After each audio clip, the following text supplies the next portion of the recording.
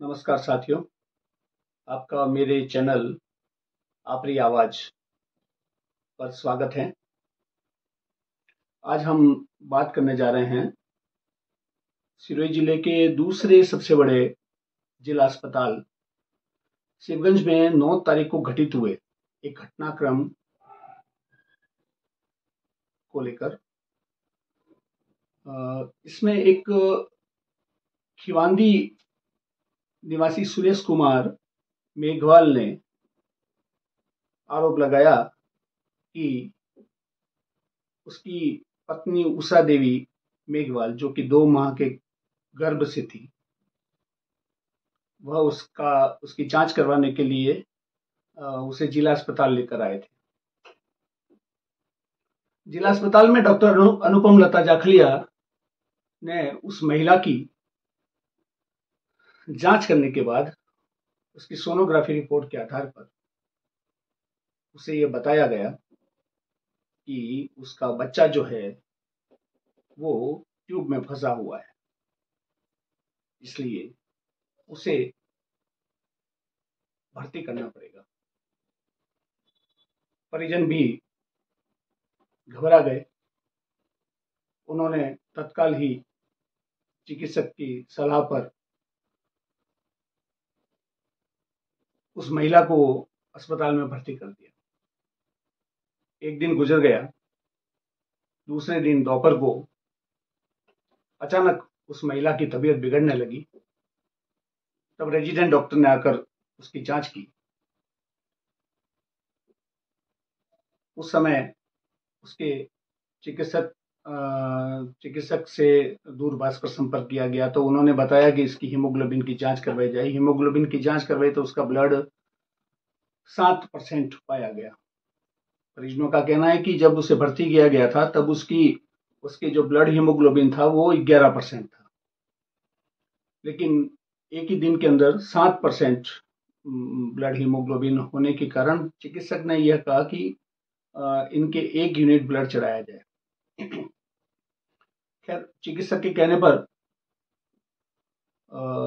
परिजन महावीर अस्पताल से ब्लड लेकर आए और नर्सिंग कर्मियों ने लेबर रूम में ही उसके ब्लड चढ़ाना शुरू कर दिया। ब्लड चढ़ाने के बाद उसकी तबीयत बिगड़ती गई। इससे पहले चिकित्सक के कहने पर चिकित्सक ने एक इंजेक्शन भी लिखा था। परिजनों का कहना है कि चिकित्सक ने जो इंजेक्शन 3 बजे से पहले जो इंजेक्शन लगा था, उस इंजेक्शन को लगाने के बाद से ही उसकी तबीयत खराब होने लगी। उसके बाद ब्लड चढ़ाया गया। ब्लड चढ़ाने के बाद में उसकी तबीयत और ज्यादा खराब हो गई और कुछ ही देर में लेबर रूम के अंदर ही उसकी स्ट्रेचर पे डेथ हो गई। जैसे ही इस की जानकारी उस बाहर बैठे उनके परिजनों को लगी तो वो जबरदस्त रूप से आक्रोशित हो गए और वो चिकित्सक को भला बुरा कहने लगे। इस दौरान अस्पताल में काफी हंगामा खड़ा हो गया। मैंने इसको बोला कि बेटा आगे भी ले जा सकते हो आप मरीज को। 2 बजे मैंने सुबह में आई थी, मैंने इसे 2 बजे बोला कि बेटा आप अपने मरीज को आगे भी ले जा सकते हो, आप चाहो तो। इसने बोला कोई तकलीफ तो नहीं है, वो तकलीफ तो बड़ी है, तकलीफ तो बहुत बड़ी है, आप आगे आने के आपने बोला नहीं हमें यही रखना है, हमें यही रखना है। अरे आपने मैंने ऐसा नहीं बोला, आपने यही बोला, मैंने ये भी बोला कि बेटा आप आगे ले जाना चाहो तो अपने मरीज को आगे ले जाओ, ऐसा नहीं बोला आगे गया था। मैंने कहा कि हमें क्या फिर अलग सीधे से थोड़ा बहुत लियो, मैंने बताया था कि सीधे से इसको आगे ले जाना चाहते आप आगे ले। हमारे जाई का देखिए, हमारे घर बैठे हमारा गरीब करना का देखिए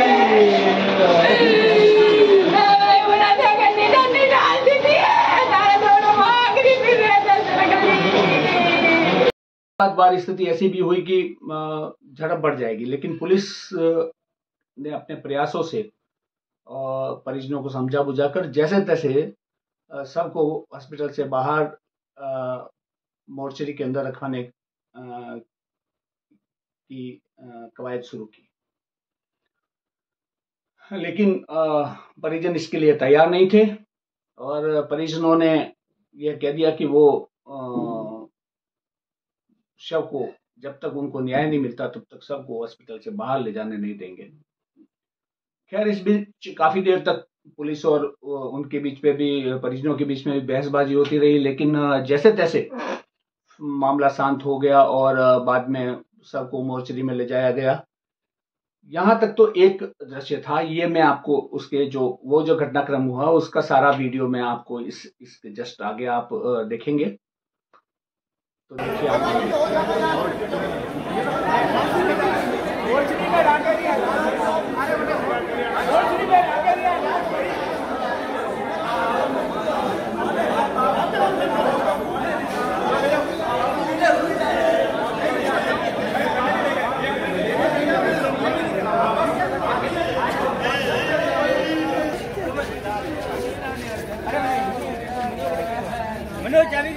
ऐसी चीज होती है जिसमें मरीज की जान भी जा सकती है, कई बार ट्यूब फट भी सकती है। अभी जो पेशेंट को कल एडमिट किया तो उसकी ट्यूब फटी हुई नहीं थी। मेरे जिन्होंने सोनोग्राफी की उन डॉक्टर साहब से भी मैंने पर्सनली फ़ोन करके बात की। उन्होंने कहा मैम बहुत छोटा ही सैक बना हुआ है और बच्चा जो है वो अंदर मर चुका है और ऑलमोस्ट ये सैक सूख सकता है, तो आप इसको ऑब्जर्वेशन में भर्ती कर लीजिए। और पेशेंट के मेरे पास आया, मैंने पेशेंट को सारी चीज़ें समझाई कि इसमें ऑपरेशन करने की भी ज़रूरत पड़ सकती है, पेशेंट को है आगे भी लेके जाना पड़ सकता है। ये सजेशन मैंने कल शाम को जब वो मेरे घर पे दिखाने आए, सोनोग्राफी मुझे दिखाने आए, तब भी मैंने उनको ये सजेस्ट किया। मैंने अपने उनको लिखा भी, ये घर लेके जाना चाहते थे, ये चाहते थे कि हम अपने मरीज को घर लेकर के चले जाए और हम 1-2 दिन में देखेंगे कि क्या करना है। तो मैंने इनको गंभीरता समझाई कि पेशेंट को हम घर नहीं भेज सकते ऐसी कंडीशन में। अगर पेशेंट को घर भेजे, पेशेंट को किसी तरह की कोई तकलीफ हो सकती है, उसको अचानक से जो ट्यूब है वो फट सकती है, पेशेंट का बीपी लो हो सकता है, कोई भी सिचुएशन हो सकती है, इसलिए आप तुरंत जाके हॉस्पिटल में एडमिट किया हो जाएंगे। और पेशेंट को मेरे समझाने पे, बहुत ज़्यादा समझाने पे वो पेशेंट आके एडमिट हुआ। तब भी उसने उसको सारी, यहाँ पे स्टाफ ने भी सब चीज़ें एक्सप्लेन की। उसने बाकायदा सब समझाने के बाद अपने साइन करके सहमति दे करके वो एडमिट हुआ रात को। और उसके बाद सुबह भी जब मैंने उसे देखा, मैंने उसे एक जांच करवाई। जांच कराने के बाद में मैंने वो इंजेक्शन जिससे कि बच्चा सूख जाता है, जब बहुत छोटा सैक होता है और अंदर ही अंदर अगर बच्चा मर चुका है उस सैक के अंदर, तो हम एक इंजेक्शन लगाते हैं जिसे मेथोट्रेक्सेट इंजेक्शन बोलते हैं। वो इंजेक्शन मैंने पेशेंट को सजेस्ट किया और वो इंजेक्शन पेशेंट लेकर के आया और मैंने उसे बोला कि ये इंजेक्शन हम लगाएंगे और इस इंजेक्शन को लगाने के बाद में पेशेंट को कम से कम 2 दिन ऑब्जर्वेशन में रखने की ज़रूरत है और आपको यहीं रहना है। और स्टूडेंट जो है, जो उनकी बहन है, वो मेरे पास में आई कि मैडम वो पेशेंट को थोड़ा पेट में दर्द हो रहा है। तो मैंने उसे यही बोला कि बेटा आपने जो मैंने गोली एडवाइस की थी वो दे दी? तो कहा कि हाँ अभी दी है, अभी जस्ट आधा घंटा हुआ है गोली दी हुई। तो मैंने बोला कि ठीक है बेटा, गोली का असर आने में थोड़ा टाइम लगेगा और आप उसको बहुत ज़्यादा हैवी खाना मत खिलाना, ये मैंने उसे बोला। और इतना भी बोला कि बेटा आप उसको ले जाना चाहो। उन्होंने कहा कि मैडम कोई टेंशन जैसी बात नहीं। मैंने कहा नहीं, टेंशन जैसी बात है, आपका मरीज गंभीर है, आप आगे ले जाना चाहो तो ले जा सकते हो, आप अभी भी उसको आगे ले जाओ। तो बोले नहीं नहीं मैडम, हम नहीं ठीक रिपोर्ट नहीं बताई थी, पहले कोई ब्लड की रिपोर्ट नहीं दिखाई थी। मुझे जो ब्लड की रिपोर्ट इन्फॉर्म हुई, जो मैंने इन्वेस्टिगेशन लिखी थी पेशेंट की, उसका बी पॉजिटिव ब्लड ग्रुप था और मेरे को जो रिपोर्ट पेशेंट ने आके दिखाई वो 7.6 या 7.9 थी। जी जी। और जैसे ही मैंने देखा कि पेशेंट का ब्लड कम है, मैंने उनको ब्लड चढ़ाने के लिए एडवाइस किया। इस घटना का दूसरा पहलू कि दूसरे दिन मेघवाल समाज सहित परिजनों और भीम आर्मी के लोगों ने अस्पताल परिसर में यह कहते हुए धरना शुरू कर दिया कि चिकित्सक को हटाया जाए, यानी चिकित्सक के खिलाफ कार्रवाई की जाए, उसके खिलाफ मुकदमा दर्ज करवाया जाए और उसको मृतका के परिजनों को आर्थिक सहायता और अलग अलग मांगों को लेकर उन्होंने धरना प्रदर्शन शुरू कर दिया। धीरे धीरे हालांकि इस दरमियान राज्य मंत्री ओटाराम देवासी को भी इसकी सूचना मिल गई, तो उन्होंने अपने प्रतिनिधि के रूप में जिला अस्पताल में ताराराम कुमावत, जो कि भाजपा के नगर अध्यक्ष हैं, उनको भेजा और परिजनों से समझाइश करने की कोशिश की। इस दरमियान पुलिस और प्रशासनिक अधिकारियों की जो सूझबूझ थी वो वास्तव में तारीफ काबिल थी। उन्होंने अपने प्रयासों से काफी देर तक मामले को सुलझाया। इस दरमियान उन्होंने 6 बार उसके परिजनों से और मेघवाल समाज के लोगों से वार्ता भी की, लेकिन वे किसी भी बात, अपनी मांगों के अलावा और भी किसी बात पे सहमत नहीं थे। इस बीच जो महिला चिकित्सक हैं उनके एपीओ के ऑर्डर भी आ गए। उनको चिकित्सा विभाग ने एपीओ कर दिया। जब इसकी जानकारी परिजनों को दी गई तो वे इसके लिए तैयार नहीं थे। परिजनों का कहना था कि वे सस्पेंशन के अलावा और किसी बात पर सहमत नहीं है और जब तक चिकित्सक का सस्पेंशन नहीं होगा तब तक वे सबका पोस्टमार्टम नहीं करवाएंगे। हालांकि इसमें उनकी एक और मांग थी कि मेडिकल बोर्ड से जो पोस्टमार्टम हो उसमें चिकित्सक यहाँ के नहीं हो, सिरोही जिले और नजदीकी सुमेरपुर के नहीं हो, पाली से या बाली से चिकित्सकों को बुलाया जाए। तो सरकार ने उनकी वो भी मांग मान ली और पाली से और बाली से चिकित्सकों का एक मेडिकल बोर्ड तैयार किया गया। वो मेडिकल बोर्ड भी पहुंच गया, लेकिन वो जो प्रदर्शनकारी थे वो इस बात के लिए अड़े हुए रहे कि वे चिकित्सक का निलंबन जब तक नहीं होगा तब तक वो किसी भी सूरत में पोस्टमार्टम नहीं होने देंगे। इस दरमियान इनके बीच में यह धरना स्थल पर आक्रोश भी बढ़ता गया और एक बार की तो स्थिति ऐसी आ गई कि काफी संख्या में महिलाएं जो हैं वो अस्पताल के भीतर प्रवेश कर गई। अस्पताल के भीतर प्रवेश करने के पीछे एक अफवाह यह थी कि लोगों को यह जानकारी मिली कि अस्पताल में जो आरोपी चिकित्सक है वो आई हुई है, तो महिलाएं भड़क गई। महिलाएं सीधी अस्पताल परिसर में घुस गई और वहां पे हंगामा मचा दिया उन्होंने और स्ट्रेचर भी इधर उधर फेंक दिए, कांच को तोड़ने की कोशिश की। लेकिन प्रशासन ने अपनी समझ और सूझबूझ का परिचय दिया। वहां पे मौजूद उपखंड अधिकारी नीरज मिश्र, तहसीलदार श्याम सिंह चारण, पुलिस उपाधीक्षक पुष्पेंद्र वर्मा, सीआई बाबूलाल राणा सहित अन्य अधिकारियों ने काफी संयम का परिचय दिया और जैसे तैसे प्रदर्शनकारियों को समझा बुझाकर बाहर भेजा।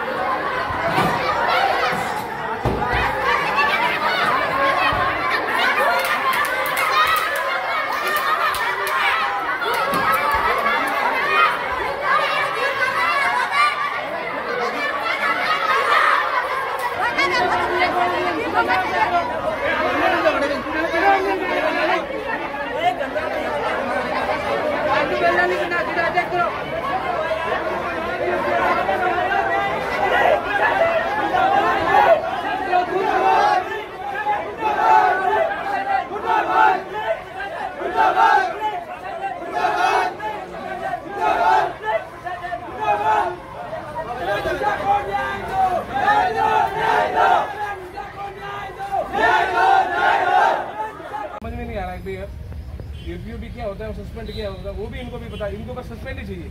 अब इनको वो ज़्यादा वो जानकारी चाहिए नहीं भी सस्पेंड क्या होता है, एपीओ क्या होता है। इनको सस्पेंड चाहिए। सस्पेंड का मतलब सस्पेंड। तो आपसे निवेदन है सस्पेंड करा दीजिए, जिससे इनको समाज में भी थोड़ा आपसे निवेदन और आपसे पूरी आशा है कि आप हमारी उम्मीदों पे पूरा खरा उतरोगे। इसके लिए आपको यह बुलाया है, पूरे समाज के सामने बात की कि अब अकेले बात नहीं करना चाहते और इनको ऐसा नहीं लगे कि भाई ये कोई साठ गांठ करके कुछ चीज़ें हो रही है। समाज की बहुत बड़ी कैजुअलिटी हुई है सर आज की डेट में। तो आपसे निवेदन है कि थोड़ा सी आप हमारी मदद करें। मंदिर की बात हुई है हमारी, वो भी मदद कर रहे हैं कि आज बीमार की बड़ी कैजुअलिटी होगी तो उनके पावर में है। नहीं आप साहब एक बार कलेक्टर साहब से बात कर लीजिए ना कि भाई लोग अभी भी देखो सब गाँव से लोगों को बुला दिया है, अब ज़्यादा वो लोग हो जाएंगे। सस्पेंड तो आपको करना ही है, तो बिना सस्पेंड से यहाँ उठेंगे नहीं है। 100% मैं आपको कह रहा हूँ, ये तो फाइनल है, ये तो फाइनल है। तो आपको पहले करना बाद में करना था, आप बात पहुँचा दो उनसे, करवा दीजिए और आपकी मेहरबानी हो जाएगी। और सस्पेंड तो करना ही है उसको। यहाँ एक बार की ऐसा लगा कि यह प्रदर्शन कहीं हिंसात्मक नहीं हो जाए, लेकिन प्रशासन ने अपने अलग अलग चैनलों के माध्यम से जो प्रदर्शनकारी थे उनके बीच में अलग अलग तरह से समझाइश के मैसेज भिजवाए और इस आंदोलन को हिंसात्मक नहीं होने दिया। फिर जैसे तैसे पूरा दिन निकल गया और शाम के बाद एक बार की तो धरना स्थल पर कुछ उसके परिजन ही बैठे रहे। दूसरे दिन यह ऐलान किया गया कि कल भारी संख्या में मेघवाल समाज के लोग इस धरना प्रदर्शन पर आएंगे। इसके चलते पुलिस ने एहतियात के तौर पर कानून व्यवस्था नहीं बिगड़े इसलिए भारी संख्या में पुलिस जाब्ता दूसरे दिन तैनात कर दिया, यानी कि ये दिन गुरुवार का था। गुरुवार के दिन यहाँ पे भारी संख्या में पुलिस बल तैनात हो गया और अलग अलग थानों से थानाधिकारियों को मैं जाब्ते बुलाया गया। इनकी जैसी की मांग थी कि चिकित्सक को निलंबित किया जाए, तो उसमें या कहे यूं कहे कि कुछ कानूनी पेचीदगियां भी थी, उस वजह से निलंबन, हालांकि राज्य मंत्री अपने स्तर पर प्रयास कर रहे थे, सभी अपने अपने चैनल के माध्यम से जिला कलेक्टर को भी इसकी जानकारी दी गई थी कि कैसे भी करके मामले को एक बार ही शांत किया जाए। शुक्रवार को सुबह इसके ऑर्डर दोपहर तक इसके निलंबन के आदेश भी आ गए। इस दरमियान धरना स्थल पर राज्य मंत्री ओटाराम देवासी, भाजपा की जिलाध्यक्ष रक्षा भंडारी और ताराराम कुमावत सहित अन्य भाजपा के नेता और प्रशासनिक अधिकारी, जिनमें अतिरिक्त कलेक्टर दिनेश राय सापेला भी शामिल थे, वे भी धरना स्थल पर आए और प्रदर्शनकारियों के बीच में बैठकर उनसे बातचीत की और राज्य मंत्री ओटाराम देवासी ने उन्हें यह बताया कि चिकित्सक डॉक्टर अनुपम लता जाखलिया को निलंबित कर दिया गया। इसके बाद जाकर कहीं परिजनों का और मेघवाल समाज के लोगों का गुस्सा शांत हुआ और राज्य मंत्री ने उन्हें भरोसा दिलाया कि उनकी जो मांगे हैं उनको ऊपर सहानुभूतिपूर्वक विचार किया जाएगा और पोस्टमार्टम के बाद यदि चिकित्सक उसमें दोषी पाई जाती है तो उसके खिलाफ मुकदमा भी दर्ज करवाया जाएगा। तो ये ऐलान होने के बाद में जब 2-3 दिन के अंतराल के बाद यह मामला शांत हुआ, तब जाकर कहीं प्रशासन ने भी राहत की सांस ली। तो ये मैंने स्वीकार की है। दूसरी बात उन्होंने कही है 50 लाख मुआवजा देने की।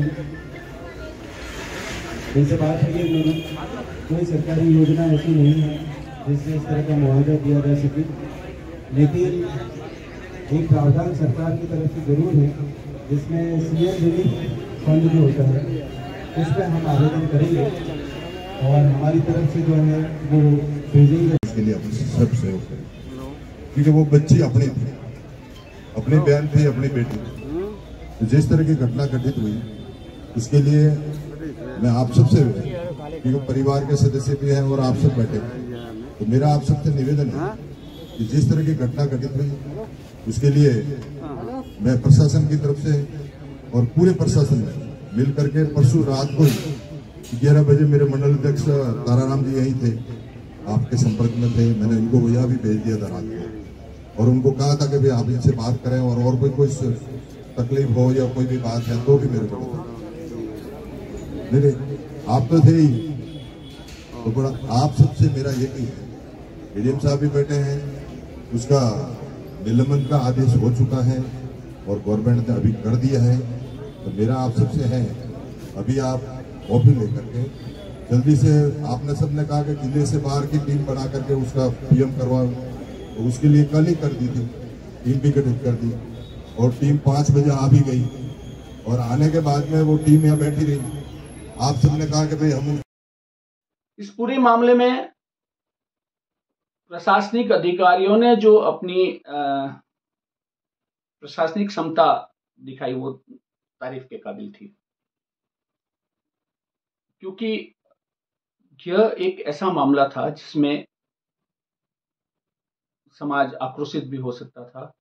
एक ऐलानिया धमकियां दी जा रही थी कि हम सड़क रोकेंगे, हम कुछ भी कर सकते हैं।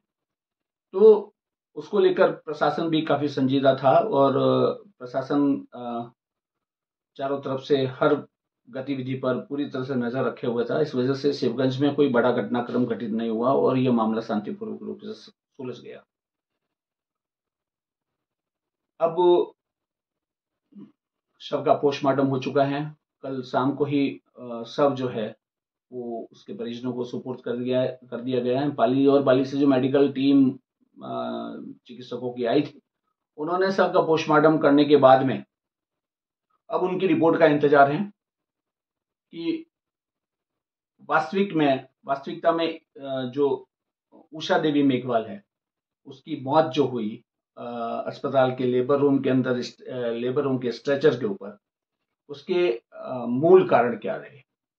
अब पोस्टमार्टम रिपोर्ट आने के बाद ही इस चीज का खुलासा हो पाएगा कि उसकी मौत की वजह क्या थी और उसके बाद ही पुलिस जो है वो इसमें आगे की कार्रवाई कर पाएगी। आप सभी का बहुत बहुत धन्यवाद। और भी आगे इस तरह से और भी जो भी घटनाक्रम होंगे उसको लेकर और इस मामले में जो भी अपडेट होगा उस पर मैं फिर से आपके साथ में एक बार चर्चा करूंगा। बहुत बहुत धन्यवाद। जय हिंद, जय भारत।